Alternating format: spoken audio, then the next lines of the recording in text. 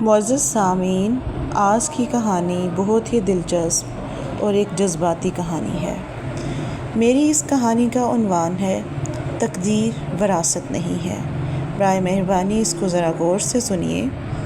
یہ اس شہر کی کہانی ہے جہاں لوگ سمجھتے تھے کہ کامیابی صرف قسمت کا دوسرا نام ہے اور قسمت اکثر وراثت میں ملتی ہے۔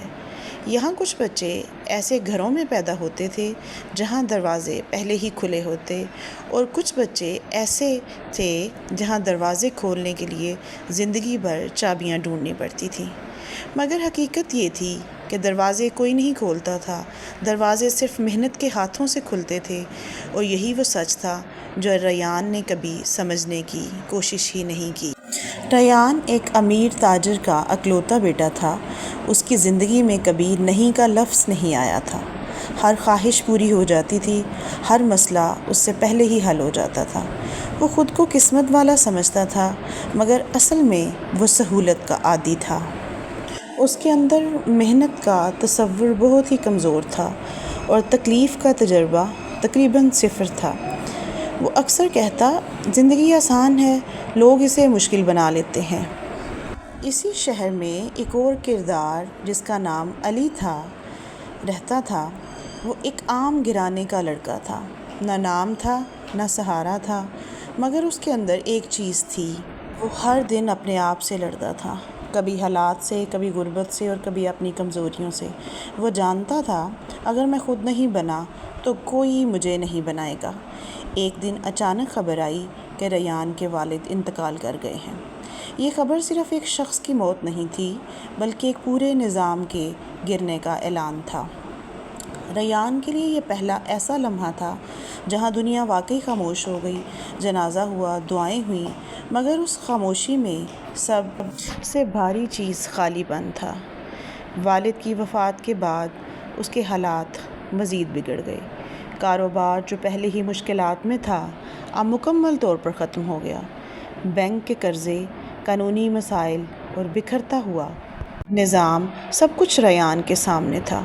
جو گھر کبھی سہولتوں سے بھرا تھا، اب بوجھ بن چکا تھا۔ اور پہلی بار ریان نے حقیقت دیکھی، میرے پاس کچھ بھی میرا نہیں تھا، سب والد کا تھا۔ ریان نے نوکری تلاش کرنا شروع کی، مگر ہر جگہ ایک ہی جملہ تھا، تجربہ چاہیے۔ یہ لفظ اس کے لیے ایک دیوار بن گیا تھا۔ اس کے پاس تعلیم تھی مگر عمل نہیں، نام تھا مگر مہارت نہیں۔ وہ پہلی بار زندگی کی حقیقت سے ٹکرایا تھا۔ اس دوران علی اپنی محنت سے آگے بڑھ چکا تھا۔ وہ چھوٹی نوکری سے شروع کر کے ایک بہتر مقام پر پہنچ چکا تھا۔ اس کی زندگی آسان نہیں تھی مگر مضبوط تھی۔